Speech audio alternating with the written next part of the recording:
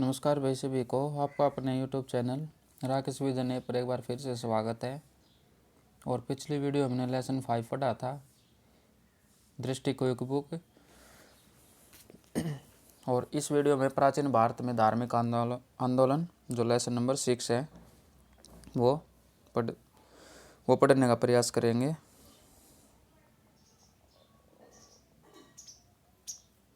सबसे पहले भूमिका है।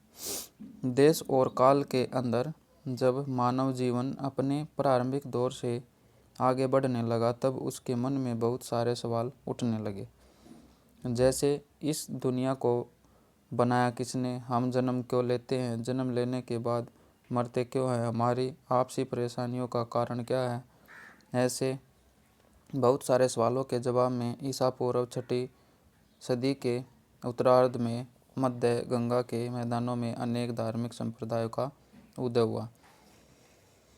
धर्मों का जन्म क्योंकि मानवीय जीवन के मूलभूत सवालों के जवाब में हुआ है, और इसलिए इन धर्मों की दार्शनिक व्याख्याओं, नियम कानून, आचार विचार ने सामाजिक आंदोलन की तरह काम किया है। इन्होंने मानवीय जीवन शैली को बदलने में समय समय पर महत्वपूर्ण भूमिका निभाई है। और उदाहरण स्वरूप वैदिक धर्म के कारण समाज में वर्ण व्यवस्था और कर्मकांडों ने जगह बना ली है। तो बौद्ध व जैन धर्म के उपदेशों, आचार विचारों ने समाज में फैले भौतिकवादी रवैये को मानवीय परेशानियों का कारण बताया गया है। नेक्स्ट है, नवीन धर्मों की उत्पत्ति के कारण क्या है। जो नए धर्म हैं उनकी उत्पत्ति के क्या कारण हैं। 6वीं शताब्दी ईसा पूर्व में भारत में नवीन धर्मों के उदय में निम्नलिखित महत्वपूर्ण कारणों ने योगदान दिया है। वैदिक धर्म की जटिलता, यज्ञों की परंपरा और ऋग्वैदिक कालीन वैदिक धर्म अत्यधिक सरल एवं विशुद्ध था। स्तुति पाठ तथा यज्ञ सामूहिक किए जाते थे, किंतु उत्तर वैदिक काल में धर्म में अनेक जटिलताओं का समावेश हो गया था। आगे है, धर्म पर एक वर्ग विशेष का प्रभुत्व स्थापित हो गया था तथा धर्म का स्थान जटिल एवं निरर्थक कर्मकांडों ने ले लिया था। आगे है, जाति प्रथा की जटिलता। ऋग्वैदिक काल में आर्यों ने व्यवसाय के आधार पर वर्ण व्यवस्था की स्थापना की ताकि समाज का संचालन सुचारू रूप से किया जा सके। और किंतु उत्तर वैदिक काल में वर्ण व्यवस्था जन्म पर आधारित जाति व्यवस्था में बदल गई थी और 6वीं शताब्दी ईसा पूर्व तक इस प्रथा ने कठोर रूप धारण कर लिया था। नेक्स्ट है, वैदिक ग्रंथों की कठिन भाषा। संपूर्ण वैदिक साहित्य की रचना कठिन संस्कृत भाषा में की गई थी क्योंकि इसे पवित्र भाषा समझा जाता था। अतः 6वीं शताब्दी ईसा पूर्व के काल तक यह भाषा जन सामान्य की भाषा के स्थान पर केवल विद्वानों की भाषा बन गई थी, और जिसने समाज में धार्मिक कर्मकांडों को बढ़ावा दिया था। संस्कृत भाषा ने धार्मिक कर्मकांडों को बढ़ावा दिया था। और नवीन कृषि मूलक अर्थव्यवस्था का विस्तार। लगभग 600 ईसा पूर्व के समय लोहे का प्रयोग होने लगा तथा लोहे के औजारों से जंगल को काटकर कृषि योग्य भूमि का विस्तार किया गया, और साथ ही कृषिगत क्रियाओं को संपन्न करने के लिए पशुधन बैलों की मांग बढ़ने लगी। नेक्स्ट है, परिणामतः वैदिक कालीन धार्मिक कर्मकांडों में दी जाने वाली पशु बलि के विरुद्ध आवाज़ उठाई गई। वैश्य वर्ग के महत्व में वृद्धि।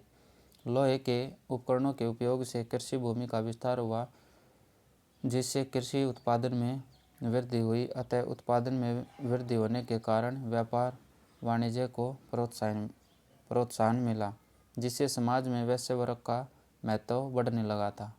और अतः वैश्य वर्ग ने समाज में अपनी स्थिति सुधारने एवं व्यापार वाणिज्य का विस्तार करने के लिए ब्राह्मणवादी सामाजिक व्यवस्था का विरोध किया। ऐसा इसलिए क्योंकि वैदिककालीन व्यवस्था ऋण पर ब्याज लेना पाप मानती थी। जो वैदिककालीन व्यवस्था है ये ऋण लेने पर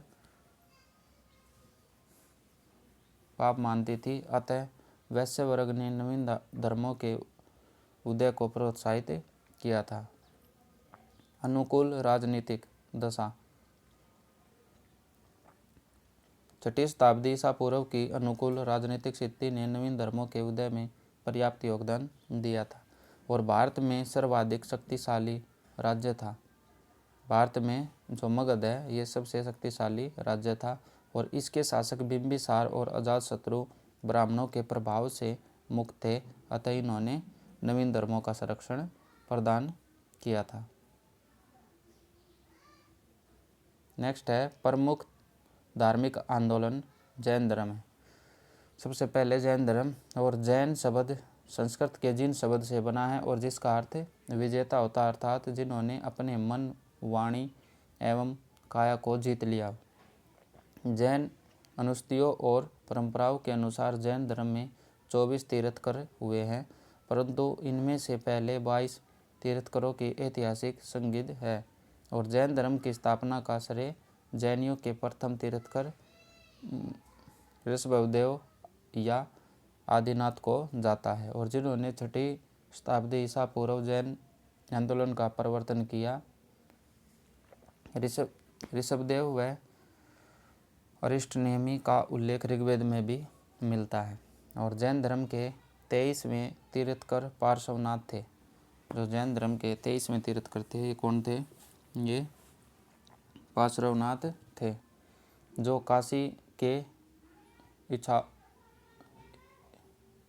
इक्ष्वाकु वंशियों राजा अशोकसेन के पुत्र थे और इनका काल महावीर से 250 ईसा पूर्व माना जाता है और इनके अनुयायियों को निर्ग्रंथ कहा जाता था। नेक्स्ट है पार्श्वनाथ द्वारा प्रतिपादित 4 महाव्रत इस प्रकार है। सत्य, अहिंसा, अपरिग्रह का मतलब है धन संचय का त्याग तथा अस्तेय का मतलब चोरी न करना। पार्श्वनाथ ने नारियों को भी अपने धर्म में प्रवेश दिया, क्योंकि जैन ग्रंथ में स्त्री संघ की अध्यक्षता पुष्पचूला का उल्लेख मिलता है। स्त्री की अध्यक्षता किसका उल्लेख मिलता है? पुष्पचूला का उल्लेख मिलता है। और पार्श्वनाथ को झारखंड के गिरिडीह जिले में समेध पर्वत पर निर्वाण प्राप्त हुआ है। जैन धर्म के वास्तविक संस्थापक 24वें एवं अंतिम तीर्थंकर महावीर स्वामी थे। जैन धर्म के जो वास्तविक संस्थापक थे 24वें, ये अंतिम तीर्थंकर कौन थे? महावीर स्वामी।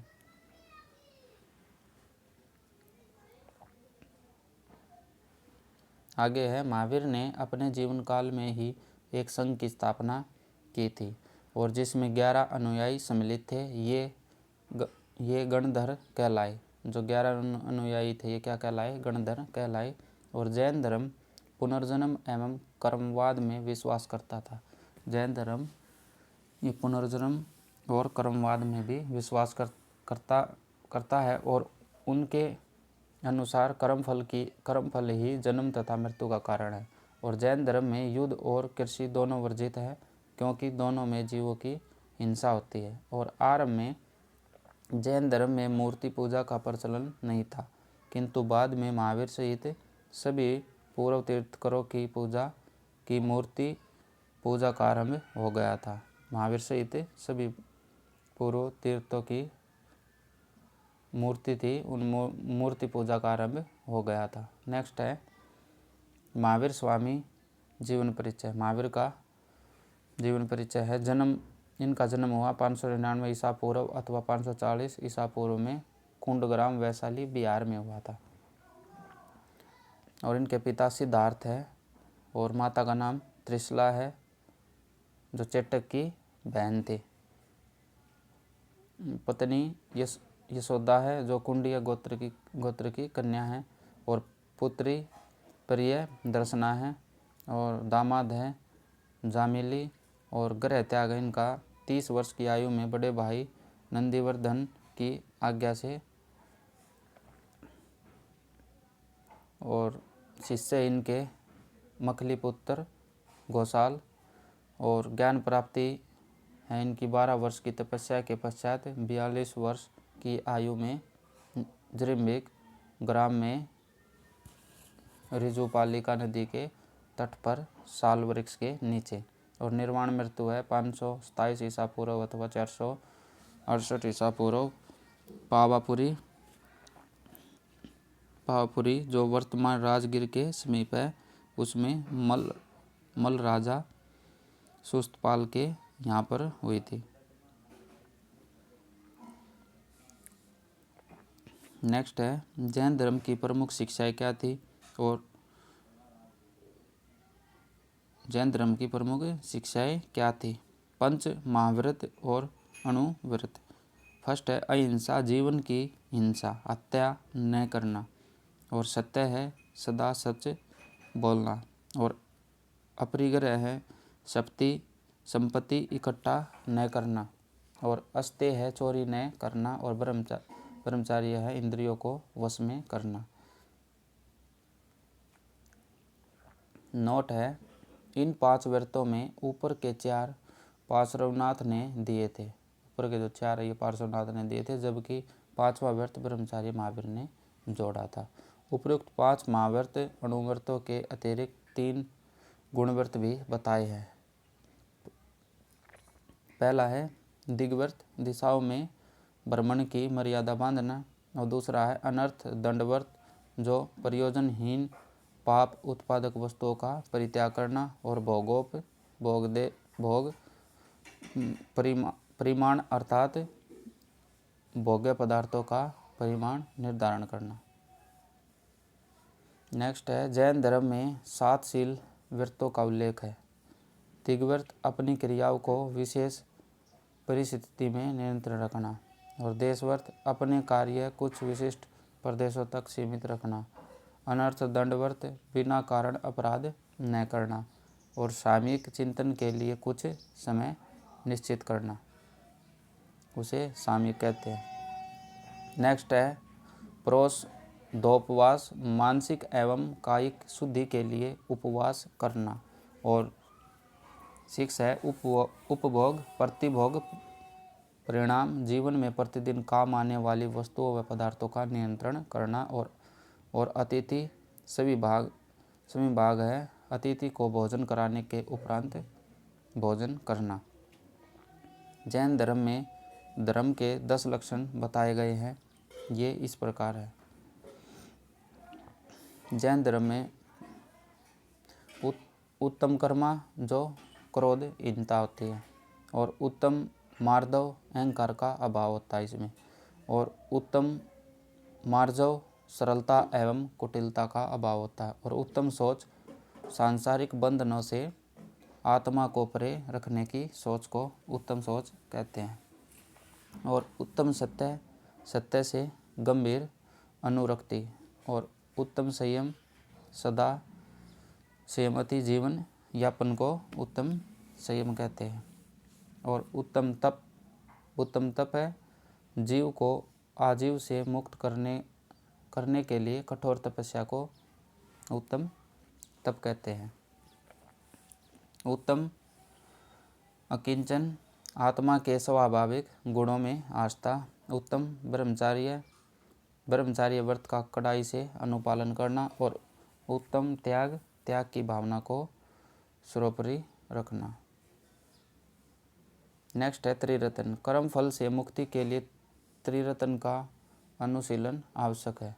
सम्यक दर्शन, वास्तविक ज्ञान और सम्यक ज्ञान, सत्य में विश्वास और सम्यक आचरण, सांसारिक विषयों से उत्पन्न सुख दुख के प्रति संभाव। और नेक्स्ट है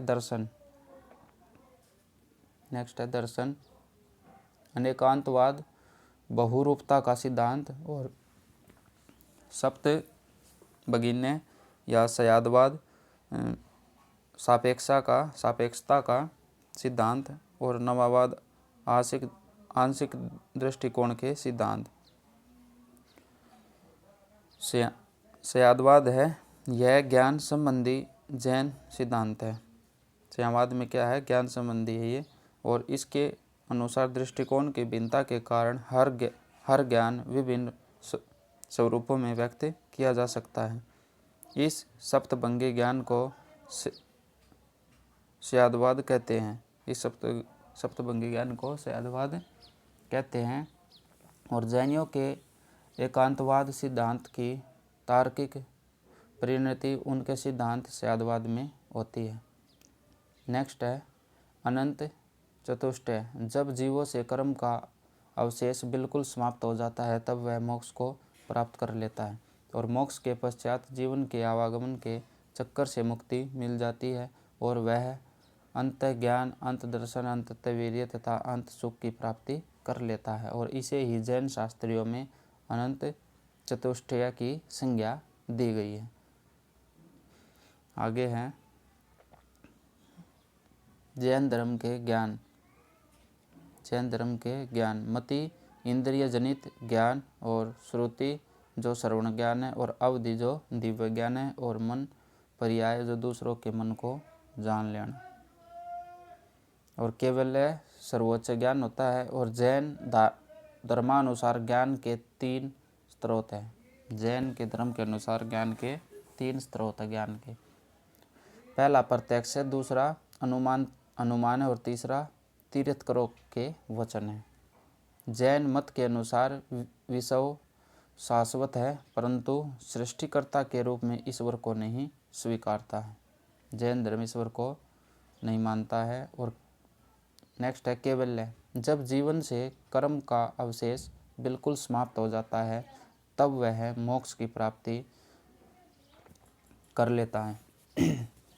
जब जीवन से कर्म का अवशेष है जो वो समाप्त हो जाता है तो वह मोक्ष की प्राप्ति कर लेता है। ये केवल में बताया गया है। और जैन धर्म में सिर्फ संघ के सदस्यों के लिए केवल का नियम है, सामान्य जन के लिए नहीं।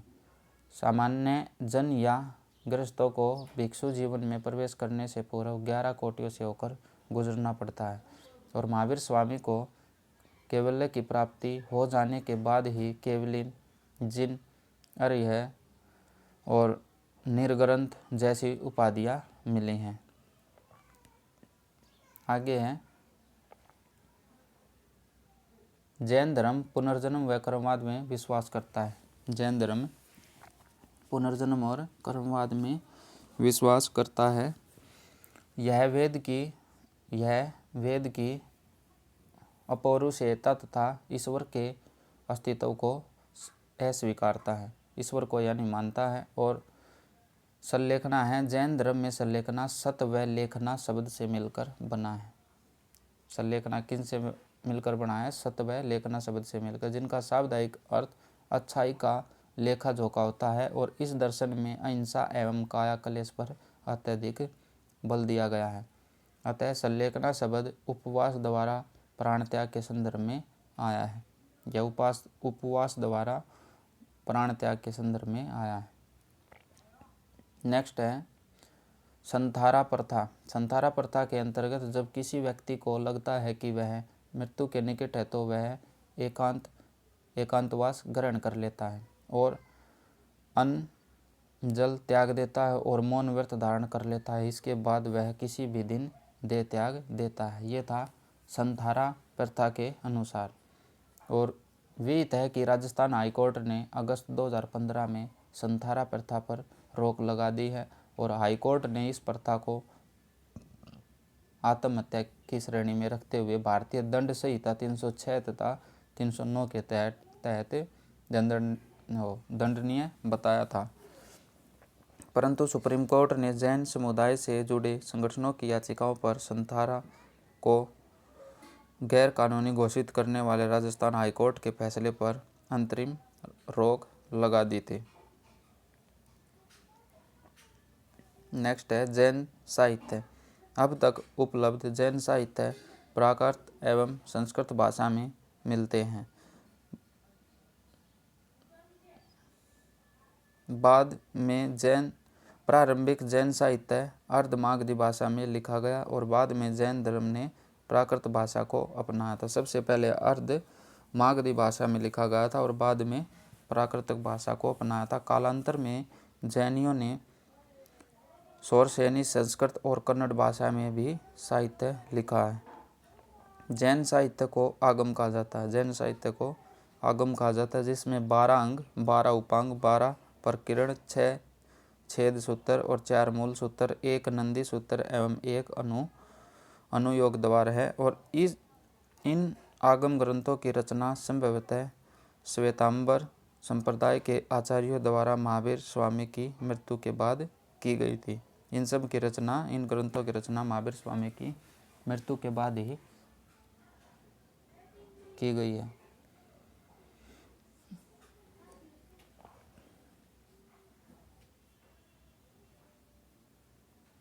नेक्स्ट है जैन ग्रंथ के आचारांग सूत्र में जैन भिक्षुओं के आचार, नियम व विधि निषेधों का विवरण। भगत सूत्र में महावीर के जीवन, न्याय धम का सूत्र में महावीर की शिक्षाओं का संग्रह तथा उवासक दशाओं में हूण, शासक, तोरमाण तथा भद्रबाहु चरित से चंद्र मौर्य गुप्त के राज्यकाल की घटनाओं पर प्रकाश पड़ता है।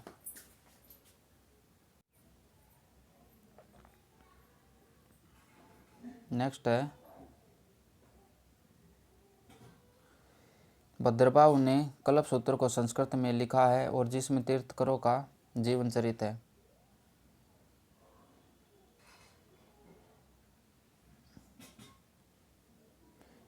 भगवती सूत्र महावीर के जीवन पर प्रकाश डालता है तथा इसमें 16 महाजन पदों का उल्लेख मिलता है। जैन धर्म के तीर्थंकर एवं उनके प्रतीक, ये तीर्थंकर प्रतीक और तीर्थंकर प्रतीक। ऋषभदेव जिसे आदिनाथ के नाम से भी जानते हैं, उसका प्रतीक क्या है? वृषभ है इसका।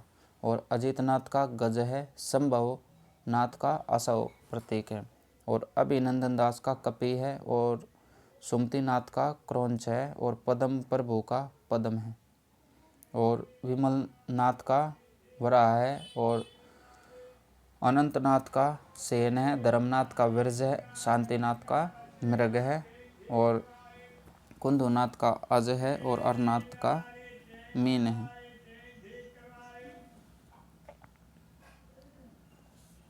सुपार्श्वनाथ का स्वास्तिक है, और चंद्र प्रभु का चंद्र है, और सुविधिनाथ का मकर है, और शीतलनाथ का श्री वत्स है, और श्यांसनाथ का गेंडा है, और वसु पूज्य का महिष है, महावीर का सिंह है, पार्श्वनाथ का सरफण है, और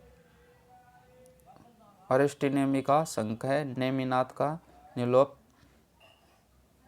नीलोत्पल है, और मनु सुव्रत का कुरम है, और मल्लीनाथ का कलश है। जैन धर्म के सिद्धांत, ये तीन भागों में डिवाइड किया गया इनको। दार्शनिक सिद्धांत, जिसमें अनीश्वरवाद, कर्मवाद, आत्मवाद और निर्वाण पुनर्जन्म। और व्यवहारिक सिद्धांत, पंच महाव्रत और अणुव्रत। सामाजिक सिद्धांत है नारी स्वातंत्र्य और आचार नग्नता, और तीसरा है पाप। जैन धर्म में 18 पापों की कल्पना की गई है। जैन धर्म में 18 पापों की कल्पना की गई है। जैन संगीतियाँ हैं। महावीर स्वामी के समय जैन धर्म का सर्वाधिक प्रसार हुआ। महावीर के समकालीन शासक बिंबिसार, चंडप्रघोत और अजातशत्रु, उदयन और दधिवाहन एवं चेटक थे। ये सभी जैन धर्म के अनुयायी थे। मौर्य वंश का शासक चंद्रगुप्त मौर्य भी जैन धर्म का अनुयायी था। और सनपर्ति ने जैन आचार्य सुवास्ति से शिक्षा ली थी, और चंद्रगुप्त मौर्य के समय में पाटलिपुत्र में प्रथम जैन संगीति का आयोजन हुआ था। चंद्रगुप्त मौर्य के समय में पाटलिपुत्र में प्रथम जैन संगीति का आयोजन हुआ था। कलिंग नरेश खारवेल भी जैन धर्म का अनुयायी था, और उदयगिरी पहाड़ी में इसने जैन भिक्षुओं के लिए एक गुफा का निर्माण करवाया था। नेक्स्ट है पूर्व मध्यकाल में राष्ट्रकूट, गंग, गुजरात के चालुक्य एवं चंदेल शासकों ने भी जैन धर्म को प्रश्रय दिया, और राजकूट शासक अमोघवर्ष जैन धर्म का अनुयायी था। इसने रत्नमालिका नामक ग्रंथ की रचना की थी। अमोघवर्ष ने रत्नमालिका नामक ग्रंथ की रचना की थी और गंगवंश के राजा राजमल चतुर्थ का मंत्री एवं सेनापति का चामुंड राय ने 974 ईस्वी में एक बाहुबली जिन की मूर्ति का निर्माण श्रवण बेलगोला जो कर्नाटक में करवाया था। यहाँ पर प्रत्येक 12 वर्ष में महामस्त का अभिषेक किया जाता है।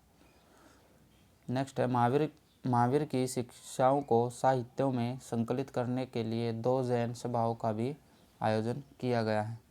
अब है जैन संगीतियाँ। सम्मेलन वर्ष ये स्थान है, ये उनके अध्यक्ष है और क्या क्या परिणाम रहे ये हैं। प्रथम 322 ईसा पूर्व से कुछ स्रोतों में 300 ईसा पूर्व और स्थान था पाटलिपुत्र जो बिहार में है और अध्यक्ष थे इसके स्थूलभद्र। और परिणाम क्या निकले इसके? बिखरे एवं लुप्त ग्रंथों का संचय और 12 अंगों का संकलन, जैन धर्म का 2 संप्रदायों में विभाजन, श्वेतांबर और दिगंबर इन 2 भागों में। और नेक्स्ट द्वितीय है 513 या 526 ईस्वी में वल्लभी गुजरात में और देवधरी समण इसके शासक थे और कुल 11 अंगों को लिपिबद्ध किया गया था। नेक्स्ट है प्रसिद्ध जैन मंदिर। प्रारंभ में जैनों ने स्तूपों का निर्माण किया था।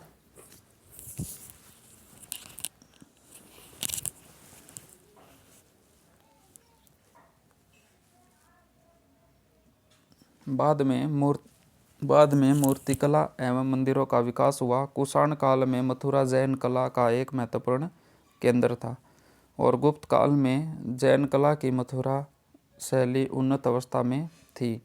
प्रमुख जैन मंदिर हैं ऋषभनाथ मंदिर, जल मंदिर और दिलवाड़ा का जैन मंदिर, पारसनाथ का जैन मंदिर और मेगुती जैन मंदिर और कुमारग्राम प्राचीन मंदिर और दिगंबर जैन मंदिर,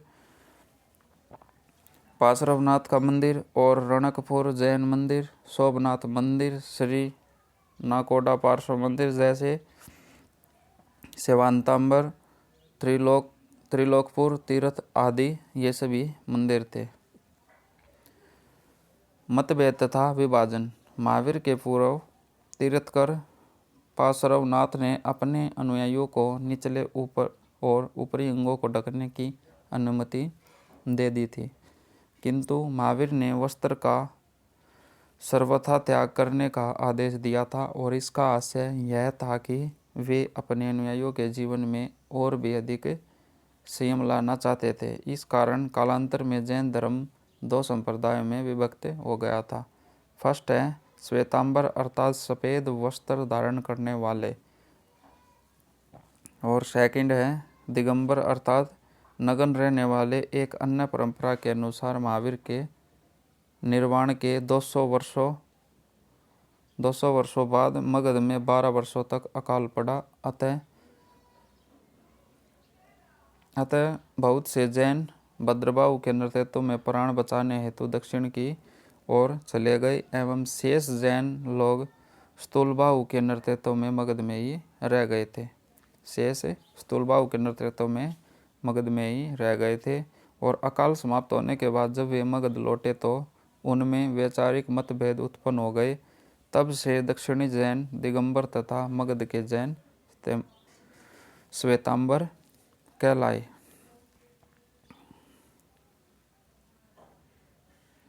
नेक्स्ट है श्वेतांबर एवं दिगंबर में क्या अंतर है। ये श्वेतांबर है जिसे ये तेरापंथी है और दिगंबर ये समैया है।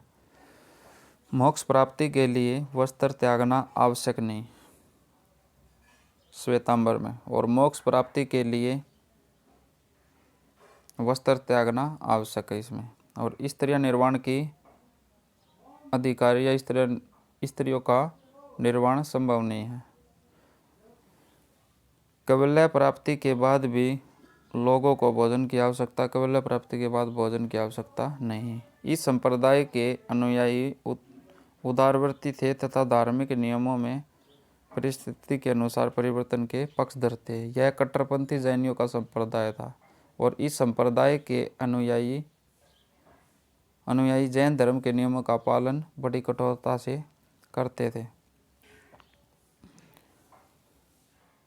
स्थानकवासी भारत की श्वेतांबर जैनों का एक आधुनिक उप संप्रदाय है और स्थानकवासी मूल समूह से इस अर्थ में भिन्न है कि वे मूर्ति पूजा एवं मंदिर के आचार को अस्वीकारते हैं।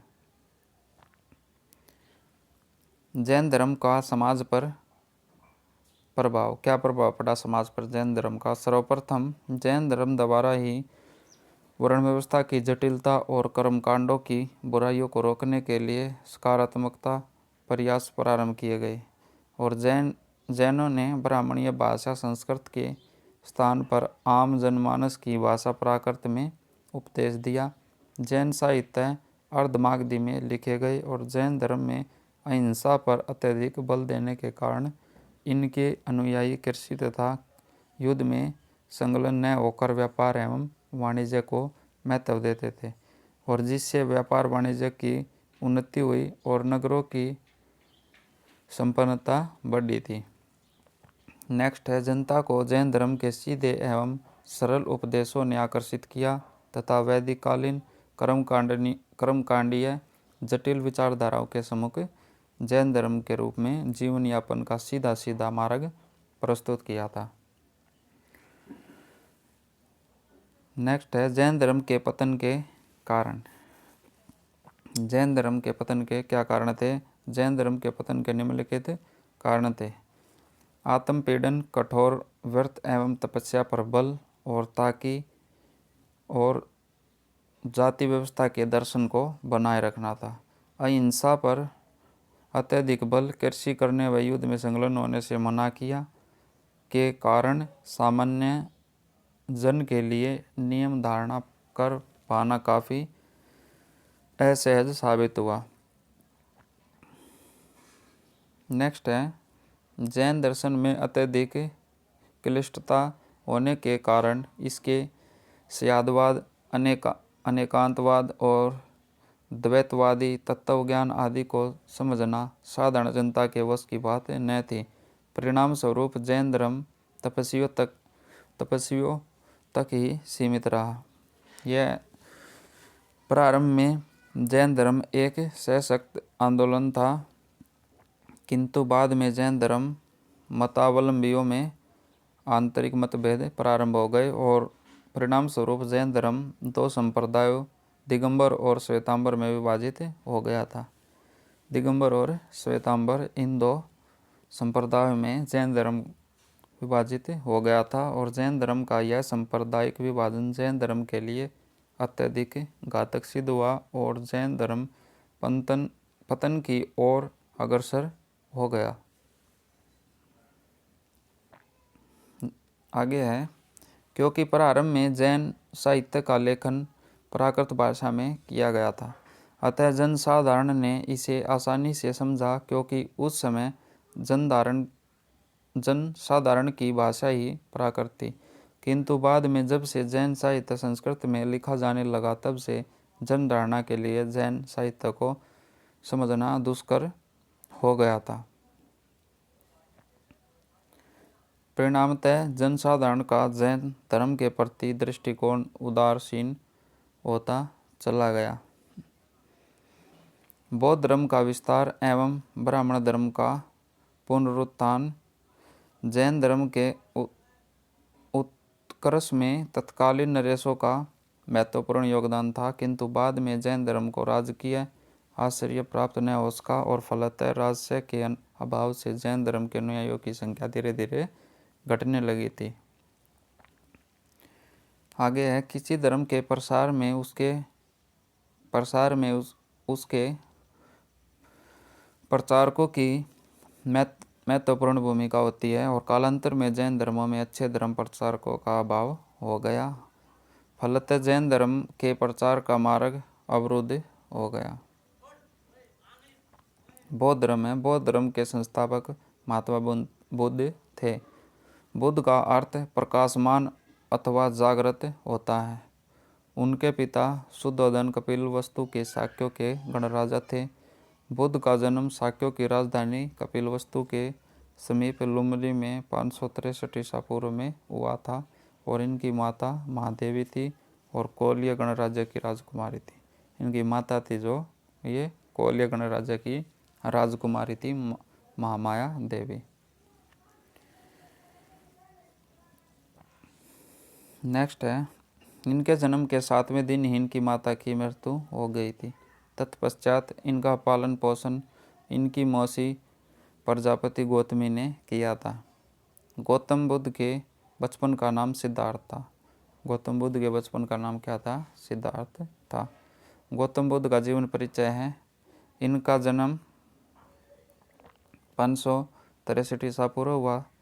जन्म स्थान लुम्बिनी में, नेपाल में, और बचपन का नाम सिद्धार्थ, गोत्री अभिधान गौतम, और पिता का नाम शुद्धोधन, माता का नाम माया देवी अथवा महामाया। पालन पोषण मौसी प्रजापति गौतमी द्वारा, और पत्नी का नाम यशोधरा था और पुत्र का नाम राहुल था। घोड़े का नाम कंथक था और सारथी का नाम चाण था, और मृत्यु 463 ईसा पूर्व मल्लों की राजधानी कुशीनगर में हुई थी। नेक्स्ट है, 16 वर्ष की अवस्था में सिद्धार्थ का विवाह शाक्य कुल की कन्या यशोधरा से हुआ था। 16 वर्ष की अवस्था में सिद्धार्थ का जो विवाह है वो शाक्य कुल की कन्या यशोधरा से हुआ था, और सिद्धार्थ से यशोधरा को एक पुत्र हुआ जिसका नाम राहुल था। गौतम बुद्ध के जीवन संबंधी 4 दृश्य अत्यंत प्रसिद्ध है जिन्हें देखकर उनके मन में वैराग्य की भावना उठी थी। फर्स्ट है वृद्ध व्यक्ति, और सेकंड है बीमार व्यक्ति, और मृत व्यक्ति सन्यासी। बुद्ध के जीवन से संबंधित बौद्ध धर्म के क्या प्रतीक है? जन्म कमल व सांड, और ग्रह त्याग का प्रतीक घोड़ा है, और ज्ञान का पीपल वृक्ष है, और निर्वाण के लिए पदचिन्ह है, और मृत्यु के लिए स्तूप है।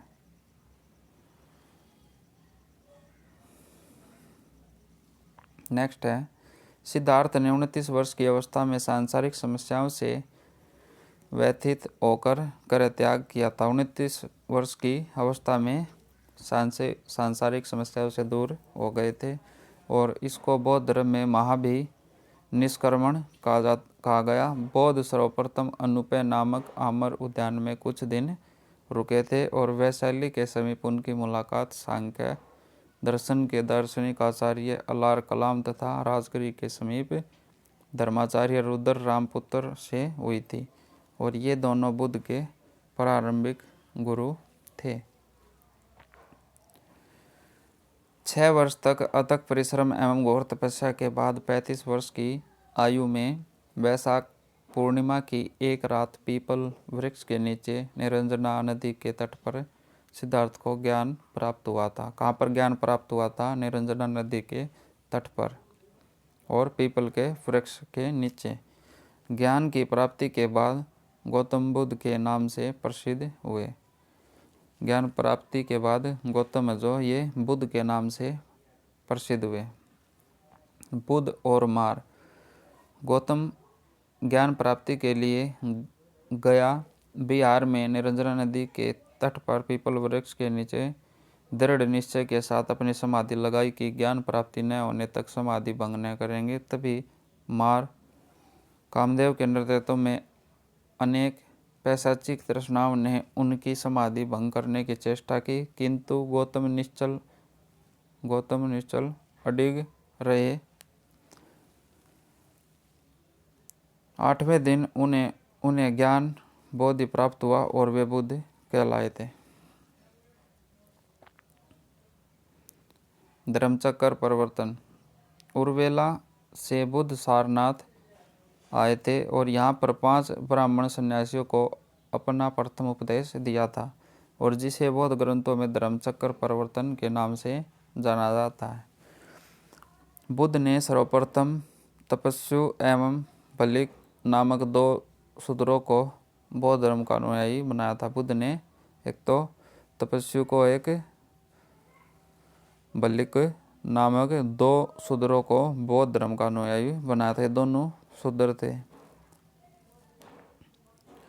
बुद्ध के राजगृह पहुंचने पर बिंबिसार ने उसका स्वागत किया और वेणुवन विहार दान में दिया और राजगृह में ही शरीपुत्र, महामोद, गलायन, उपाली, अभय आदि इनके शिष्य बन गए थे। बिंबिसार ने उनका स्वागत करने के बाद वेणुवन विहार दान में दिया था। ज्ञान प्राप्ति के 8वें वर्ष वैशाली के लिच्छवी ने बुद्ध को वैशाली आमंत्रित किया तथा कुटागर शाला नामक विहार दान में दिया था।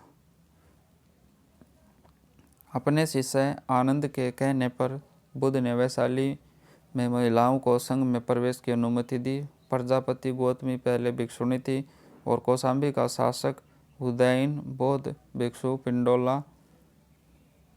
पिंडोला भारद्वाज के प्रभाव से बौद्ध बन गया तथा घोषिताराम विहार भिक्षु संघ को प्रदान किया।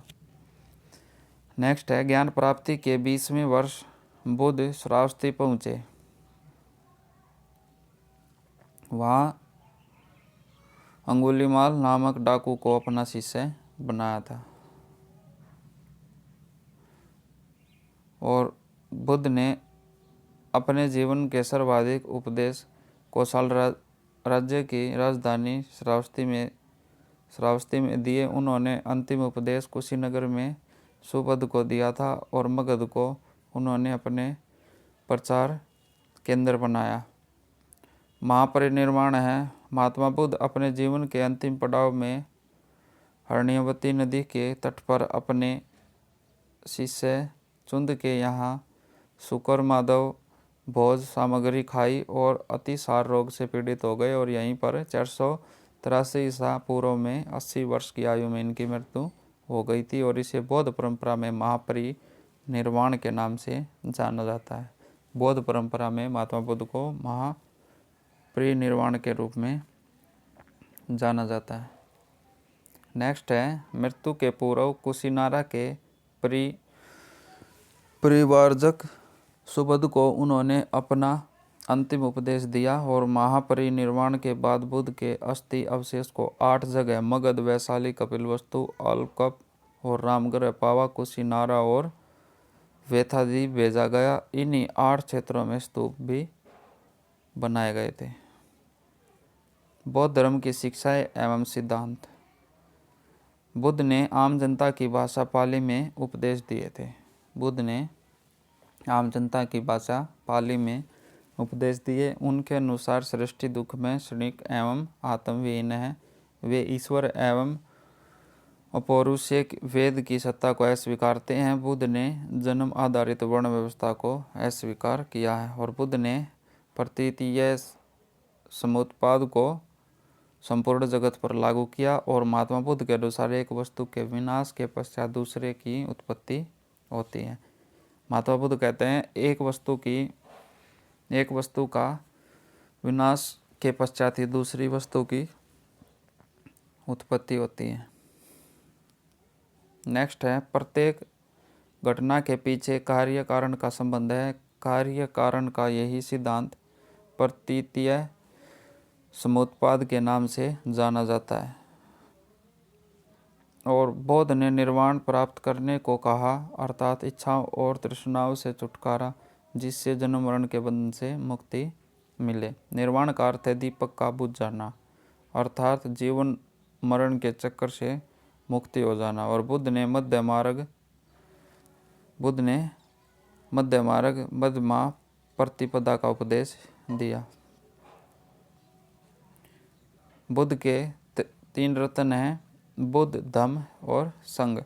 बुद्ध धर्म के 4 आर्य सत्य, दुख, दुख समुदाय, दुख निरोध और दुख निरोध गामिनी प्रतिपदा। अष्टांगिक मार्ग है। गौतम बुद्ध ने 4 आर्य सत्य में दुख निरोध का उपाय बताया है। इसे दुख निरोध गामिनी प्रतिपदा कहा जाता है। इसमें मध्यमा प्रतिपदा या मध्य मार्ग भी कहते हैं और उनके इस मध्यम प्रतिपदा में 8 सोपान हैं और इसलिए इसे अष्टांगिक मार्ग भी कहते हैं। इसके 8 सोपान निम्न हैं। सम्यक दृष्टि वस्तुओं के वास्तविक स्वरूप की समझ को सम्यक दृष्टि कहते हैं। सम्यक संकल्प लोभ द्वेष व हिंसा से मुक्त विचार को सम्यक संकल्प कहते हैं। सम्यक वाक अप्रिय वचनों का त्याग करना वाक सम्यक वाक कहलाता है, मतलब बदान्य बोलना। सम्यक कर्मात सत्कर्मों के अनुसरण को सम्यक कर्मात कहते हैं। और सम्यक आजीव सदाचार युक्त आजीविका और सम्यक व्यायाम मानसिक शारीरिक स्वास्थ्य और सम्यक स्मृति सात्विक भाव और सम्यक समाधि एकाग्रता। और बुद्ध के अनुसार अष्टांगिक मार्गों का पालन करने के उपरांत मनुष्य की बहु तृष्णा नष्ट हो जाती है और उसे निर्वाण प्राप्त हो जाता है। नेक्स्ट है 10 शील। बौद्ध धर्म में निर्वाण प्राप्ति के लिए सदाचार तथा नैतिक जीवन पर अत्यधिक बल दिया गया। 10 शीलों का अनुशीलन नैतिक जीवन का आधार है। इन 10 शीलों को शिक्षापद भी कहा गया है। फर्स्ट है अहिंसा, सत्य मतलब अस्तेय जो चोरी न करना और अपरिग्रह और मद सेवन न करना, असमय भोजन न करना, सुखप्रद बिस्तर पर न सोना और आभूषणों का त्याग, स्त्रियों से दूर रहना, ये स्त्रियों से दूर रहना ब्रह्मचार्य में आता है, और व्यभिचार आदि से दूर रहना, और गृहस्थों के लिए केवल 5 शील तथा भिक्षुओं के लिए 10 शील मानना अनिवार्य है। इसमें जो सांसारिक जीवन में रहते हैं उनके लिए तो 5 शील है, और जो भिक्षु है जो सन्यासी है उनके लिए 10 शील मानना अनिवार्य बताया है। दर्शन है अनिश्वरवाद, ईश्वरीय सत्ता में विश्वास नहीं, और शून्यतावाद, संसार की समस्त वस्तुएं या पदार्थ सत्ताहीन है, और अनात्मवाद आत्मचेतना पर सर्वाधिक बल, और क्षणिकवाद जो संसार में कोई भी चीज स्थिर नहीं है। बुद्ध के जन्म के पूर्व अन्य धार्मिक आंदोलन। बुद्ध के जन्म से पहले अन्य धार्मिक आंदोलन कौन कौन से थे? फर्स्ट है संप्रदाय संस्थापक। आजीवक संप्रदाय जो भाग्यवादी कहलाया, ये इनके संस्थापक कौन थे? मखली गोसाल। गौर अकिरियावादी, इनके संस्थापक पूर्ण कश्यप थे। और उच्छेदवादी ये भौतिकवादी भी थे, और अजित केस कंबली इसके संस्थापक थे। नित्यवादी पकुद कचायन थे, और संदेशवादी संजय वेलदुपुत थे। नेक्स्ट है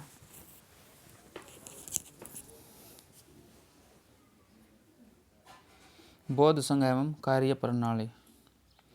संघ में प्रविष्टि होने को उपसंपदा कहा जाता था। संघ की सदस्यता लेने वालों को पहले समण का दर्जा मिलता था और 10 वर्षों बाद उसकी योग्यता स्वीकृत हो जाती थी, तब उसे भिक्षु का दर्जा मिलता था।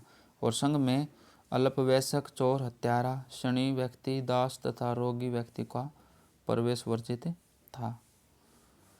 इन व्यक्तियों को संघ में आने से मना करते थे। नेक्स्ट है बौद्ध संघ की संरचना गणतंत्र प्रणाली पर आधारित थी। बौद्ध संघ का दरवाजा हर जातियों के लिए खुला था, अतः बौद्ध धर्म ने वर्ण व्यवस्था एवं जाति प्रथा का विरोध किया था। और संघ की सभा में प्रस्ताव का पाठ होता था। प्रस्ताव पाठ को अनुशासन कहा जाता था। सभा की वैध कार्यवाही के लिए न्यूनतम संख्या कोरम 20 थी, और प्रत्येक 15वें दिन पूर्णिमा या अमावस्या सायं उपोस्था नामक सभा होती थी। कौन सी सभा होती थी? सायं उपोषित नामक सभा होती थी और जिसमें पातिमोक्ष का पाठ किया जाता था। और उस सभा में पातिमोक्ष का पाठ किया जाता था। पातिमोक्ष विनय पिटक की मठ संबंधी सूची है जिसमें 226 प्रकार के अपराधों उनके प्रायश्चित करने की सूची दी है। और इस सभा में प्रत्येक सदस्य इसके माध्यम से स्वयं नियमों के उल्लंघन को स्वीकारता था और गंभीर अपराध प्रवेशकों एवं विरोधों की समिति विचार करती थी और सदस्यों को प्रायश्चित करने या संघ से निकालने की आज्ञा देती थी। नेक्स्ट है, वर्षा ऋतु के दौरान मठों में प्रवास के समय भिक्षुओं द्वारा अपराध स्वीकारोक्ति समारोह पौरण कहलाता था। और बोध के लिए महीनों के 4 दिन अमावस्या, पूर्णिमा और 2 चतुर्थी दिवस के उपवास के दिन होते थे। ये उपवास के दिन थे उसके। और बौद्धों का सबसे पवित्र एवं महत्वपूर्ण दिन या त्यौहार वैशाख की पूर्णिमा है। उनका जो सबसे महत्वपूर्ण त्यौहार क्या था? वैशाख की पूर्णिमा है जो अभी है, जिसे बुद्ध पूर्णिमा भी कहते हैं, जिस दिन का अत्यधिक महत्व है क्योंकि इसी दिन बुद्ध का जन्म, ज्ञान की प्राप्ति एवं महापरिनिर्वाण की प्राप्ति हुई थी। आगे है, बौद्ध धर्म के अनुयायी 2 वर्गों में विभाजित थे, भिक्षु एवं भिक्षुणी तथा उपासक एवं उपासिकाएं। इनका मतलब उपासक व उपासिकाएं। और गृहस्थ जीवन में रहकर बौद्ध धर्म मानने वाले लोगों को उपासक कहा जाता था। स्तूप है, स्तूप का शाब्दिक अर्थ किसी वस्तु का ढेर है। स्तूप का विकास संभवतः मिट्टी के ऐसे चबूतरे से हुआ है जिसका निर्माण मृतकों की चिता के ऊपर अथवा मृतकों की चुनी हुई अस्थियों को रखने के लिए किया जाता है, उसे स्तूप कहते हैं। स्तूपों का मुख्यतः 4 भागों में स्तूपों को 4 भागों में बांटा गया है। शारीरिक स्तूप, इसमें बुद्ध के शरीर, धातु, केश और दंत आदि को रखा जाता है। और परिभोगिक स्तूप, इसमें महात्मा बुद्ध के द्वारा उपयोग की गई वस्तुएं जैसे भिक्षा पात्र और चिवर और संघाटी, पादुका आदि को रखा जाता है। उद्देश्य का स्तूप, इनका संभव बुद्ध के जीवन से जुड़ी घटनाओं की स्मृति से जुड़े स्थानों से था। और पूजार्थक स्तूप, इसका निर्माण बुद्ध की श्रद्धा से वशीभूत धनवान व्यक्तियों द्वारा तीर्थ स्थानों पर होता था। स्तूप के महत्वपूर्ण हिस्से हैं वेदिका, जिसे रेलिंग कहते हैं, और इसका निर्माण स्तूप की सुरक्षा के लिए होता है। और मेदी कुर्सी को कहते हैं, वह चबूतरा था जिस पर स्तूप का मुख्य हिस्सा आधारित होता था। और अंड स्तूप का अर्धाकार गोलाकार हिस्सा होता था। हर्मिका, स्तूप के शिखर पर अस्थि की रक्षा के लिए हर्मिका होती थी। और छतर, धार्मिक चिन्ह का प्रतीक छतर होता था। और सोपान, मेदी पर चढ़ने उतरने हेतु सीढ़ियों को सोपान कहते हैं। और चैत्य का शाब्दिक अर्थ है चिता संबंधी। एक चैत्य एक बौद्ध मंदिर है जिसमें एक स्तूप समाहित होता है। और पूजार्थक स्तूप को चैत्य कहा जाता है। विहार, बौद्ध चैत्यों के पास भिक्षुओं के रहने के लिए आवास बनाया जाता है जिसे विहार कहते हैं। जिसमें भिक्षु रहते हैं उसे विहार कहते हैं। और चैत्यों के उपासना स्थल में परिवर्तित हो जाने के कारण उसके समीप ही विहार का निर्माण होने लगा था। नोट है, प्रसिद्ध बौद्ध स्थल महाबोधि मंदिर, दीवाट थाई मंदिर, महापरिवार मंदिर और चौखंडी स्तूप, धर्मराजी का स्तूप और धमेक स्तूप, नाम डोरलिंग और नयिंग मापा मोनेस्ट्री इत्यादि, ये क्या है? बौद्धिक स्थल है। बौद्ध धर्म की सर्वाधिक महत्वपूर्ण देन भारतीय कला एवं स्थापत्य के विकास में रही है। और सांची, भरूच, अमरावती के स्तूप तथा अशोक के शिलास्तंभ, कार्ले की बुद्ध गुफाएं, अजंता, एलोवेरा बाग व बराबर की गुफाएं इसकी सर्वश्रेष्ठ करती है। और बुद्ध की प्रथम मूर्ति संभवतः मथुरा कला में बनी है। इसकी जो प्रथम मूर्ति है वो कहाँ पे बनी थी? मथुरा कला में। और सर्वाधिक बुद्ध मूर्तियों का निर्माण गांधार शैली में हुआ है। जो मूर्तियों का निर्माण है ये किस शैली में हुआ है? ये गांधार शैली में हुआ है।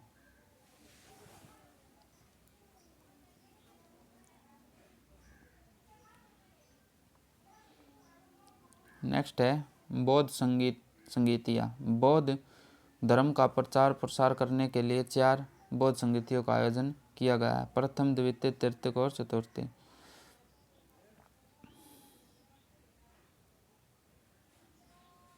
और फर्स्ट का स्थान है राजगृह, सेकंड का वैशाली पाटलिपुत्र, तृतीय का पाटलिपुत्र और चतुर्थ का कश्मीर मतलब कुंडल वन। और इनकी अवधि क्या थी? 400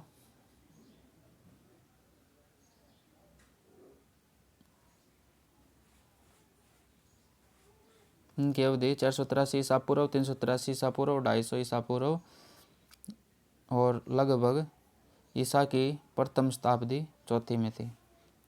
और शासनकाल फर्स्ट में अजातशत्रु का था, सेकंड में कालाशोक का था और थर्ड में अशोक का था और कनिष्क का फोर्थ में था। नेक्स्ट है अध्यक्ष कौन थे इनके? माकसस और साबक मीर और मोगलीपुत और इसका वसुमित्र।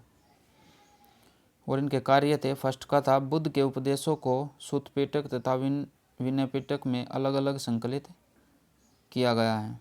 और सेकंड का था भिक्षुओं में मतभेद के कारण बौद्ध संघ स्तीवर एवं महासंघिक में विभाजित किया गया है। और थर्ड को अभिधम पिटक, तीसरा पिटक का संकलन किया गया है। और फोर्थ में बौद्ध धर्म का हीनयान एवं महायान संप्रदाय में विभाजन किया गया है। हीनयान में वस्तुतः सतवीरवादी तथा महायान में महासंघिक भी थे। हीनयान महायान में क्या अंतर है? हीनयान के प्रमुख संप्रदाय है वैभाषिक और सौत्रांतिक। सतवीरवादी और सर्वास्तिवादी तथा समतनीय हीनयान के अन्य उप संप्रदाय हैं। और बौद्ध धर्म के अंतर्गत सर्वास्तिवादी की मान्यता थी कि फिनोमिना के अव्ययपूर्णतः क्षणिक नहीं है अपितु अव्यक्त रूप में सदा विद्यमान रहते हैं। महायान बौद्ध संप्रदाय के दो मुख्य भाग हैं, शून्यवाद या मध्यमिका एवं विज्ञानवाद या योगाचार। नेक्स्ट है हीनयान में बुद्ध महापुरुष के रूप में है, जबकि महायान में देवता के रूप में। हीनयान में महापुरुष के रूप में और महायान में देवता के रूप में है। हीनयान में बुद्ध को प्रतीकों के रूप में दर्शाया गया है, जबकि महायान में मूर्ति पूजा शुरू हो गई है। और हीनयान स्वयं के परिवर्तनों पर बल देता है, जबकि महायान गुणों के स्थानांतरण पर बल देता है। हीनयान का आदर्श है अरहत पद की प्राप्ति, जबकि महायान में बोधिसत्व की परिकल्पना मौजूद है। बोधिसत्व है आगे।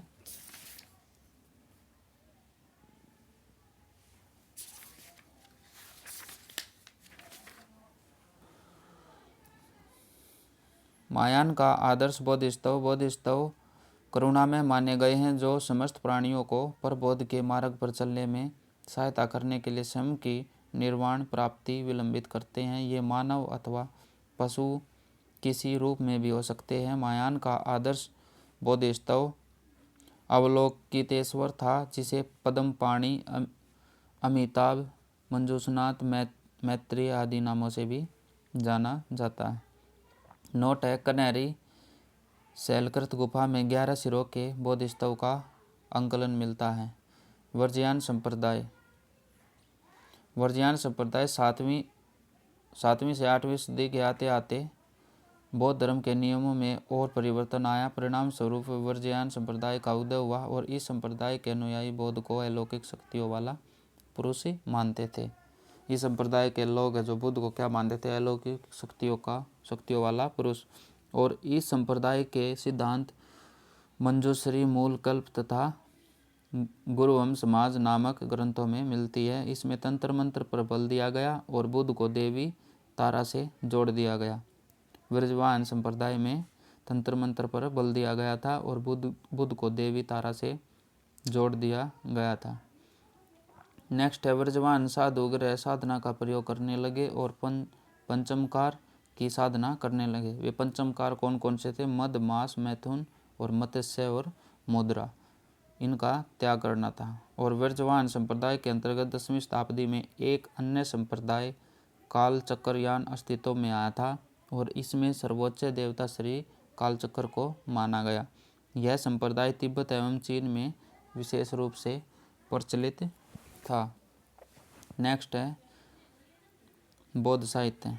बौद्ध साहित्य महात्मा बुद्ध के महापरिनिर्वाण के उपरांत आयोजित विभिन्न बौद्ध संगीतियों में संकलित किए गए त्रिपिटक संभवतः सर्वाधिक प्राचीन धर्म ग्रंथ है। ये त्रिपिटक सुत्तपिटक, विनयपिटक एवं अभिधम्मपिटक के नाम से जाने जाते हैं। इनके 4 पिटक तो ये महत्वपूर्ण है ही।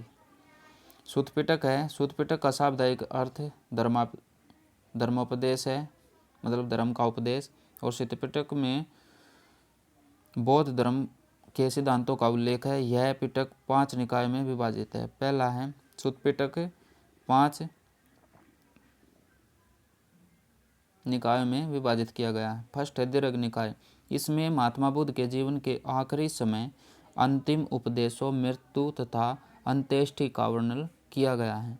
और सेकंड है मध्यम निकाय। इसमें महात्मा बुद्ध को कहीं साधारण मनुष्य तो कहीं अलौकिक शक्ति वाले देव के रूप में वर्णित किया गया है। और थर्ड है संयुक्त निकाय। गद एवं पद दोनों शैलियों के उपयोग वाला यह निकाय अनेक संयुक्तों का संकलन मात्र है। यह गद संयुक्त जो निकाय है यह गद में भी है और पद में भी। इसे मध्यम प्रतिपदा एवं अष्टांगिक मार्ग का उल्लेख मिलता है। इसमें मध्यम प्रतिपदा एवं अष्टांगिक मार्ग का उल्लेख भी मिलता है। और नेक्स्ट है अंगुत्तर निकाय। इसमें महात्मा बुद्ध द्वारा भिक्षुओं को उपदेश कही जाने वाली बातों का वर्णन है और इसमें 6वीं शताब्दी ईसा के 16 महाजन पदों का उल्लेख मिलता है। खुदक निकाय है।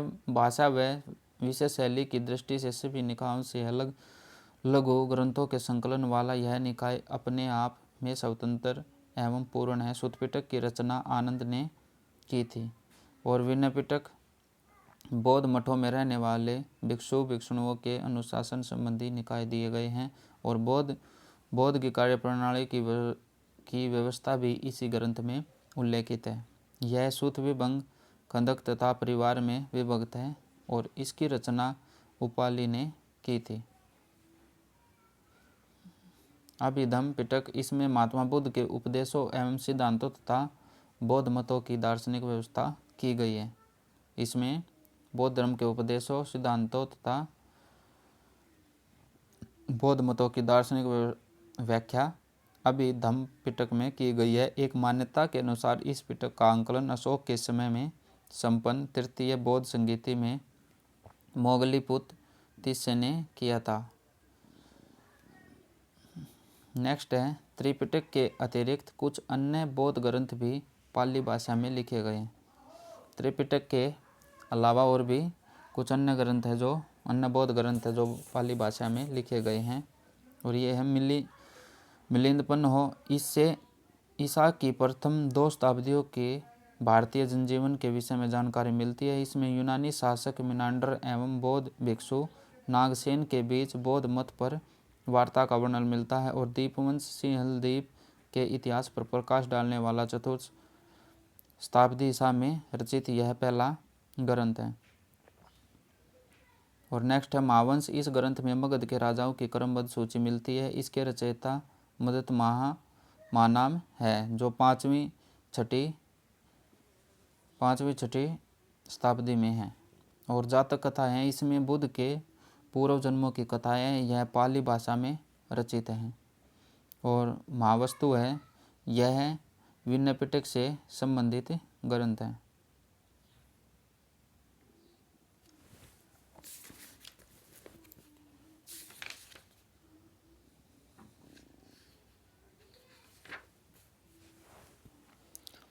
नेक्स्ट है बुद्ध की मुख्य मुद्राएं। धर्मचक्र मुद्रा। बुद्ध की यह मुद्रा उनके जीवन काल के उन महत्वपूर्ण क्षणों के ऊपर केंद्रित है जब वे प्रबोधन के पश्चात सारनाथ के कुरंग उपवन में पहली बार धर्मोपदेश दे रहे थे। उस टाइम पे इन्होंने धर्म चक्र मुद्रा का यूज किया था। और अब है मुद्रा। महात्मा बुद्ध की यह मुद्रा शांति, सुरक्षा, दयालु एवं भयमुक्ता का प्रतीक है। और भूमि स्पर्श मुद्रा। बुद्ध की यह भाव भंगिमा बोध गया में उनके जीवन प्राप्ति की संकेतक है। ज्ञान मुद्रा। बुद्ध के अंगूठे के स्पर्श से चक्र के निर्माण और हथेली से सीने को स्पर्श ज्ञान मुद्रा को प्रदर्शित करती है। वरद मुद्रा। यह मुद्रा ऊर्जा की प्राप्ति के लिए पूर्णतः समर्पित होने का गुण सिखाती है।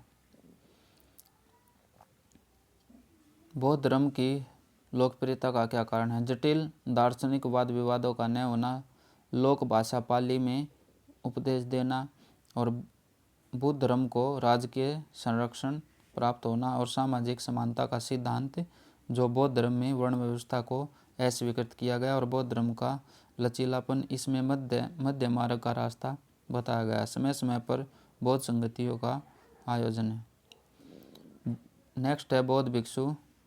बौद्ध के अनुयायियों के दो वर्ग थे, उपासक जो परिवार के साथ रहते थे और भिक्षु जिन्होंने गृह जीवन त्याग कर सन्यासी जीवन अपना लिया और वे एक संगठन के रूप में इकट्ठा रहते हैं जिसे बुद्ध ने संघ कहा और स्त्रियों को भी संघ में प्रवेश की अनुमति दी।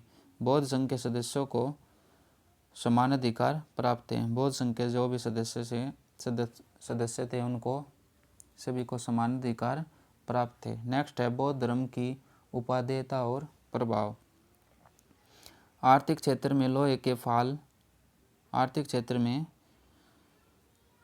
उदेयता और क्या प्रभाव थे? लोहे के फाल वाले हल से खेती करने से अनाजों के पैदावार में वृद्धि हुई तथा व्यापार और सिक्कों के प्रचलन से व्यापारियों और अमीरों को धन संचित करने का मौका मिला। किंतु बौद्ध धर्म ने घोषणा की कि धन संचित नहीं करना चाहिए क्योंकि धन दरिद्रता, घृणा, क्रूरता और हिंसा की जननी है, इसलिए धन प्राप्त नहीं करना चाहिए और परिणामतः धन लोलुपता में कमी आई।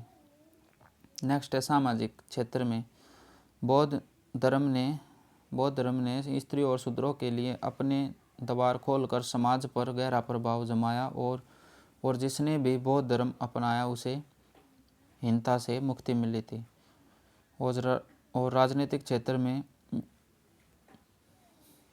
जिन शासक ने बौद्ध धर्म स्वीकार किया, चाहे वह समकालीन हो या परवर्ती, अपने नीति में हिंसा को एक नीति के रूप में लागू किया। जैसे अशोक ने बौद्ध धर्म स्वीकार कर धम्म नीति का अनुसरण किया तथा लंबे समय तक शांति के साथ अपने साम्राज्य पर शासन किया था। नेक्स्ट है सांस्कृतिक क्षेत्र में। प्राचीन भारत की कला पर बौद्ध धर्म का प्रभाव परिलक्षित हुआ और श्रद्धालु उपासकों ने बुद्ध के जीवन की अनेक घटनाओं को पत्थर पर उकेरा है। और उदाहरण के लिए सांची, भरूच, सारनाथ, कौशाम्बी आदि स्थानों पर पत्थरों से उकेरा गया है। नेक्स्ट है बौद्ध धर्म के पतन के कारण। बौद्ध धर्म के पतन के निम्नलिखित कारण थे। बौद्ध धर्म में ब्राह्मणवादी क्रियाकलापों का समावेश हो गया था क्योंकि बुद्ध को ब्राह्मणों ने विष्णु का अवतार मानकर वैष्णव धर्म में समाहित कर लिया, अतः बौद्ध धर्म ने अपनी विशिष्ट पहचान खो दी थी। बौद्ध धर्म में कर्मकांडों का प्रारंभ मतलब अनुष्ठान और विधान और बौद्ध भिक्षुओं का आम लोगों से दूर जाना, पाली भाषा त्यागकर संस्कृत में अपनाना और बौद्ध मठ एवं विहार कुर्तियों के केंद्र बन गए। और बौद्ध मठों में अत्यधिक धन संचय होने के कारण यह आक्रमणकारियों का शिकार भी हुआ और राजकीय संरक्षण का अंत शुंग, कण्व, आंध्र सातवाहन तथा गुप्त वंशीय शासकों ने ब्राह्मण धर्म को संरक्षण प्रदान किया, बौद्ध धर्म को नहीं।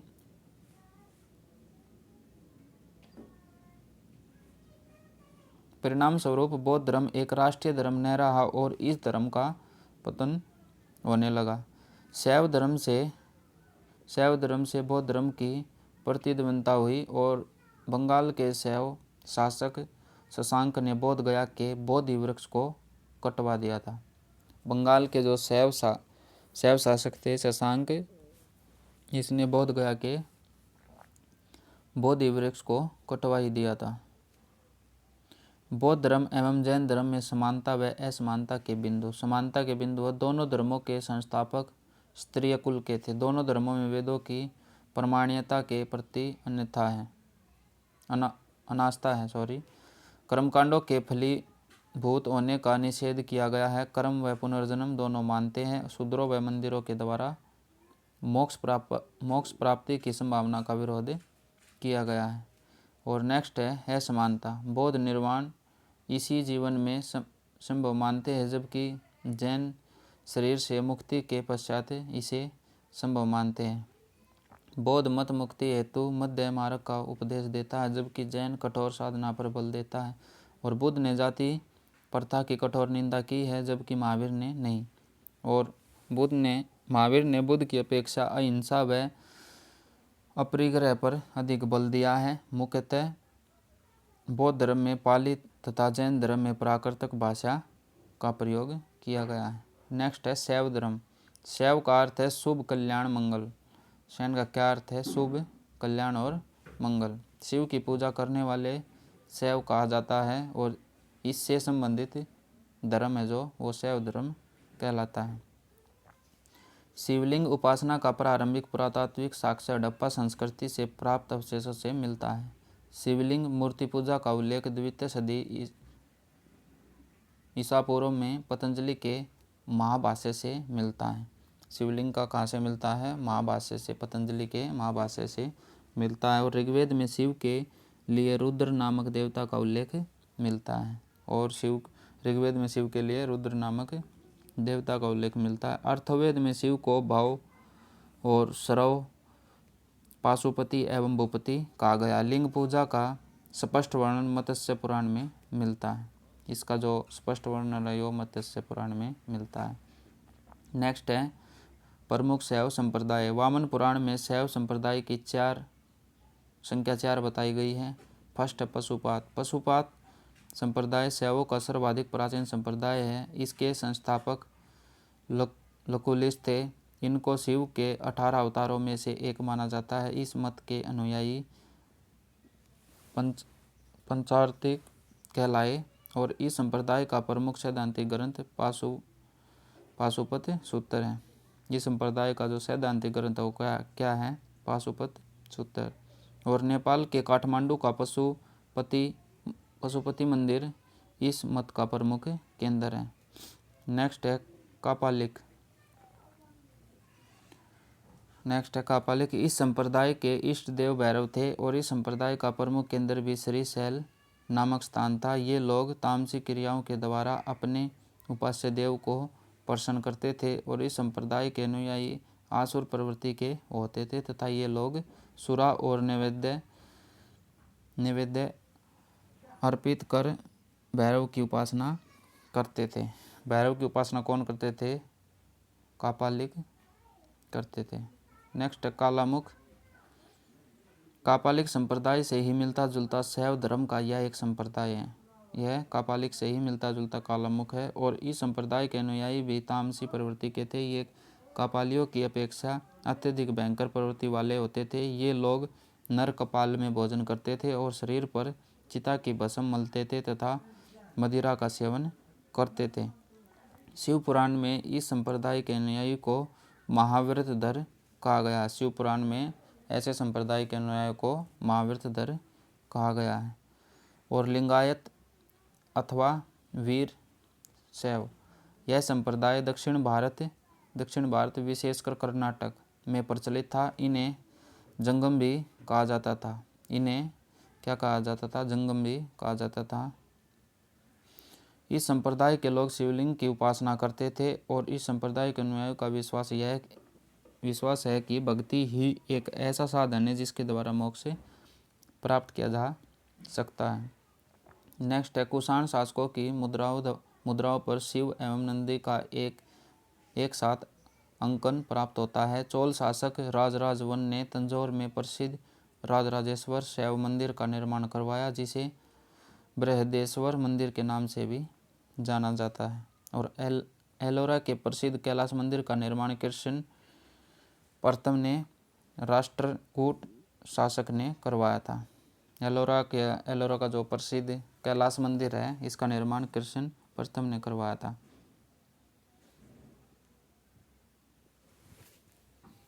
नेक्स्ट है शाक्त धर्म। इस संप्रदाय में मुख्यतः माता दुर्गा एवं काली की उपासना की जाती है। शाक्त संप्रदाय का शैव मत के साथ घनिष्ठ संबंध है। माता दुर्गा का सर्वप्रथम उल्लेख मार्कंडेय पुराण में मिलता है और 64 योगिनी मंदिर जबलपुर मध्य प्रदेश में शाक्त धर्म के विकास और प्रगति को प्रमाणित करने का साक्ष्य उपलब्ध है, जो मध्य प्रदेश में है। विदित है कि सिंधु घाटी सभ्यता के अवशेष में मातृ देवी की पूजा के प्रमाण मिले हैं। नेक्स्ट है वैष्णव धर्म, जिसे भागवत धर्म भी कहते हैं। भागवत धर्म के विषय में प्रारंभिक जानकारी उपनिषदों में मिलती है। भागवत धर्म का उद्भव मयोत्तर काल में हुआ और इस धर्म के संस्थापक वासुदेव कृष्ण थे, जो वृष्णि यादव कुल के नेता थे। इसका निवास स्थल मथुरा है और छांदोग्य उपनिषद में श्री कृष्ण का उल्लेख सर्वप्रथम मिलता है। सबसे पहले छांदोग्य उपनिषद में कृष्ण का उल्लेख मिलता है और उसमें कृष्ण को देव की पुत्र व ऋषि घोर अंगिरस का शिष्य बताया गया है। किसका शिष्य बताया गया है? अंगिरस का शिष्य बताया गया है। नेक्स्ट है वासुदेव कृष्ण का प्रारंभिक अभिलेखीय उल्लेख बेसनगर स्थित गरुड़ स्तंभ अभिलेख में पाया गया है। भागवत धर्म संभवतः सूर्य पूजा से संबंधित है। भागवत धर्म किससे संबंधित है? सूर्य पूजा से। भागवत धर्म का सिद्धांत भगवत गीता में निहित है। महाभारत काल में कृष्ण का तादात्म्य विष्णु से किए जाने के कारण यह वैष्णव धर्म कहलाया है। और मैगस्थनीज ने कृष्ण को हेराक्लीज नाम से उल्लेखित किया है। मैगस्थनीज ने कृष्ण को किस नाम से उल्लेखित किया है? हेराक्लीज के नाम से उल्लेखित किया है। नेक्स्ट है जैन धर्म। उत्तराध्ययन सूत्र में वासुदेव जी ने केशव नाम से भी पुकारा गया है को 22वें तीर्थकर अरिष्टनेमी का समकालीन बताया गया है। विष्णु के 10 अवतारों का उल्लेख मत्स्य पुराण में मिलता है। इस 10 अवतार हैं मत्स्य, कूर्म और वराह, नृसिंह, वामन, परशुराम, राम, बलराम, बुद्ध और कल्कि। और विष्णु के अवतार में वराह अवतार सर्वाधिक लोकप्रिय है। वराह का प्रथम उल्लेख ऋग्वेद में है। वराह का जो प्रथम उल्लेख है वो ऋग्वेद में है। दक्षिण भारत में वैष्णव धर्म का विस्तार अलवर संतों ने किया और जिनकी संख्या 12 थी। वैष्णव धर्म का जो विस्तार है वो अलवर संतों ने किया था और इनकी संख्या 12 थी। इन संतों में आंडाल नामक महिला संत का भी उल्लेख है, जिसे दक्षिण की मीरा कहा जाता है।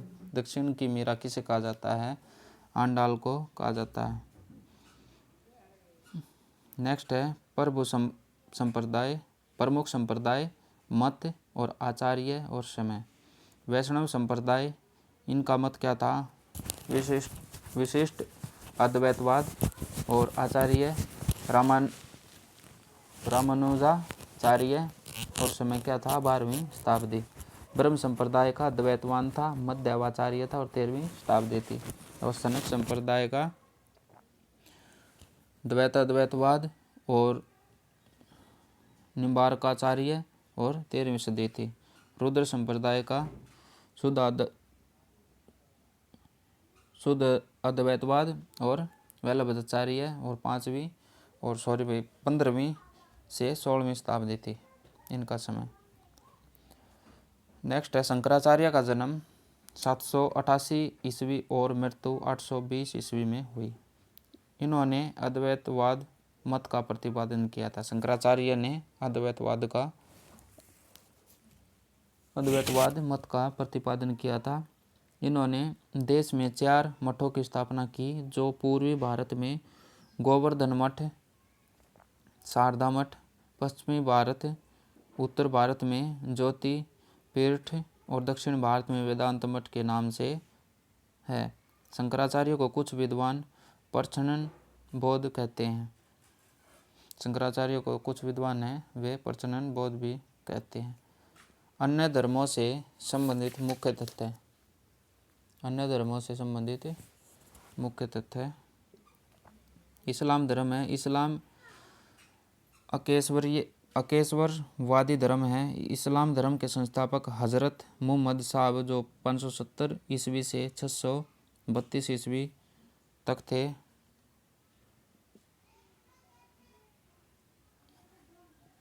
इस्लाम धर्म का प्रमुख ग्रंथ कुरान है। इस्लाम धर्म का प्रमुख ग्रंथ कुरान है। हजरत मुहम्मद साहब को 610 ईस्वी में मक्का के पास हीरा नामक गुफा में ज्ञान की प्राप्ति हुई थी और 622 ईस्वी में पैगंबर के मक्का से मदीना की यात्रा को इस्लाम जगत में हिजरत संवत के नाम से जाना जाता है। नेक्स्ट है, मुहम्मद साहब ने कुरान की शिक्षाओं का उपदेश दिया। मुहम्मद साहब की मृत्यु के बाद इस्लाम धर्म सुन्नी तथा शिया नामक 2 पंथों में बट गया। सुन्नी उन्हें कहते हैं जो सुन्ना में विश्वास रखते हैं। सुन्ना मुहम्मद साहब के कथनों व कार्यों का वितरण है। शिया हजरत अली की शिक्षाओं में विश्वास रखते हैं, उन्हें मुहम्मद का उत्तराधिकारी मानते हैं। हजरत अली मुहम्मद साहब के दामाद थे। पैगंबर मुहम्मद साहब के उत्तराधिकारी खलीफा कहलाए। पैगंबर मुहम्मद साहब के उत्तराधिकारी वे खलीफा कहलाए और इस्लाम जगत में खलीफा पद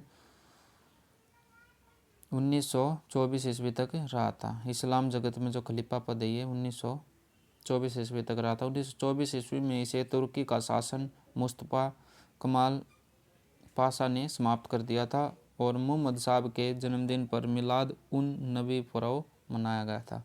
मुहम्मद साहब के जन्मदिन पर कौन सा पर्व मनाया गया था? मिलाद उन नबी पर्व मनाया गया था। भारत में सर्वप्रथम इस्लाम का आगमन अरबों के जरिए हुआ और अरबों ने सिंध को जीत लिया। सबसे पहले भारत के इसी भाग में इस्लाम एक महत्वपूर्ण धर्म बना था। नेक्स्ट है ईसाई धर्म। ईसाई एक ईश्वरवादी धर्म है, लेकिन ईसाई लोग ईश्वर को त्रिएक के रूप में समझते हैं। परमपिता परमेश्वर, उनके पुत्र ईसा मसीह और पवित्र आत्मा, इन तीनों को समझते हैं। नेक्स्ट है, ईसा के जन्मदिन को क्रिसमस के रूप में मनाया जाता है। ईसा के जन्मदिन को क्रिसमस के रूप में मनाया जाता है और ऐसी मान्यता है कि ईसा मसीह ईश्वर के पुत्र थे, इसलिए उनका जन्म कुंवारी मरियम के गर्भ से हुआ है और ईसा ने अपने जीवन के प्रथम 30 वर्ष एक बढ़ई के रूप में बैथलेहम के निकट नाजरेत में बिताए थे। और ईसाई धर्म में बहुत से समुदाय हैं, जैसे रोमन कैथोलिक और प्रोटेस्टेंट, ऑर्थोडॉक्स, मोरोनी और एवंजेलिक आदि। रोमन कैथोलिक संप्रदाय के लोग मानते हैं कि वेटिकन स्थित पोप ईसा मसीह के आध्यात्मिक उत्तराधिकारी हैं। और नेक्स्ट है, प्रोटेस्टेंट संप्रदाय से जुड़े लोग पोप की सर्वोच्च शक्ति को नहीं मानते, उनका दृष्टिकोण काफ़ी उदार है। नोट है, भारत में ईसाई धर्म का प्रचार संत थॉमस ने प्रथम शताब्दी में चेन्नई में आकर किया था। ईसाई धर्म का जो प्रचारक है वो संत थॉमस ने प्रथम शताब्दी में भारत में चेन्नई में आकर किया था। ईसाई धर्म का पवित्र चिन्ह क्रॉस है और ईसाई धर्म का धर्म ग्रंथ है न्यू टेस्टामेंट। धर्म ग्रंथ क्या? ईसाई धर्म का न्यू टेस्टामेंट है, जो बाइबल का ही अंतिम खंड है। इस ईसा मसीह की वाणी है। यह ईसा मसीह की वाणी है जिसमें उन्होंने ईश्वर से प्राप्त ज्ञान को व्यक्त किया है। न्यू टेस्टामेंट ओल्ड टेस्टामेंट के विरोध नहीं है। ईसा मसीह ने स्पष्ट किया है कि वे ओल्ड टेस्टामेंट का बहिष्कार नहीं बल्कि परिष्कार कर रहे हैं। ईसा मसीह को सूली पर रोमन गवर्नर और पोंटियस पिलेट ने चढ़ाया था। नेक्स्ट है पारसी धर्म। पारसी धर्म के पैगंबर जरतुष्ट्र ईरानी थे ये, और पारसियों का जो धार्मिक ग्रंथ है वो क्या था? जैन अवेस्ता, जिसमें इनकी शिक्षाओं का संकलन है। और पारसियों का प्रमुख त्यौहार क्या था? नौरोज था। नेक्स्ट है पारसी धर्म एकाधिदेववादी धर्म है, जिसका तात्पर्य यह है कि पारसी लोग एक ईश्वर अहुर मजदा में आस्था रखते हुए भी अन्य देवताओं की सत्ता को नहीं नकारते हैं। और यद्यपि अहुर मजदा उनके सर्वोच्च देवता हैं, परंतु दैनिक जीवन के अनुष्ठान व कर्मकांडों में अग्नि उनके प्रमुख देवता के रूप में दृष्टिगत होते हैं। इस धर्म में मनुष्य के शव की अंत्येष्टि एक विशेष प्रकार से की जाती है। शव को खुले आम में काफ़ी ऊंचाई पर दाखमा में रख दिया जाता है ताकि चील गिद्ध उसे खा जाए। और मान्यता यह है कि ऐसा करने से पृथ्वी, जल व अग्नि की शुद्धता बची रहती है।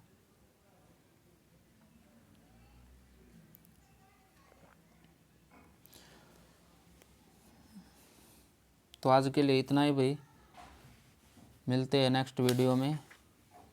और जिसने अगर वीडियो पसंद आया हो तो जिसने चैनल सब्सक्राइब नहीं किया है प्लीज़ चैनल को सब्सक्राइब करें। आज के लिए इतना ही, मिलते हैं अगली वीडियो में, तब तक के लिए धन्यवाद। जय हिंद।